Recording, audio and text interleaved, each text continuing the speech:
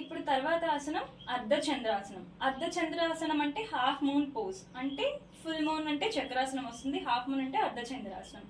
అసలు ఈ పోజ్ ఎందుకు వచ్చింది? మనందరికీ తెలుసు శివుడు విషాన్ని తన గొంతులో దాచుకున్నాడు అని. ఆ విషయాన్ని తను బయటికి కక్కడానికి, అంటే దాని నుంచి కూల్ ఫీల్ అవ్వడానికి అర్ధచంద్రాసన పోజ్ ప్రాక్టీస్ చేయాల్సి వచ్చింది. అంటే హాఫ్ బాడీ బెండ్ అయ్యి వెనక్కి ఉంటే మిగతా బాడీ అంతా ఆ విషయం పాకకుండా ఉంటుందని చెప్పి just half back bending pose అనమాట. ఈ పోజ్ నుంచి మనకి వచ్చింది ఈ అర్ధచంద్రాసనం. ఈ పోజ్ ఎలా చేయాలంటే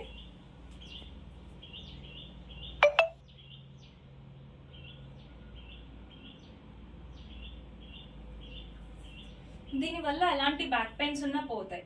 and at the same time balancing, body balancing, మన బాడీ మనం ఎలా బ్యాలెన్స్ చేసుకోవాలనేది తెలుస్తుంది. మనం నార్మల్గా తలకిందులు ఉంటే మనకి అంత కళ్ళు తిరిగినట్టు ఉంటుంది. బట్ ఈ ఆసనం డైలీ ప్రాక్టీస్ చేస్తే బ్యాలెన్సింగ్ తెలుస్తుంది, కాన్సన్ట్రేషన్ పెరుగుతుంది, బ్యాక్ పెయిన్ అనేది అవాయిడ్ అవుతుంది.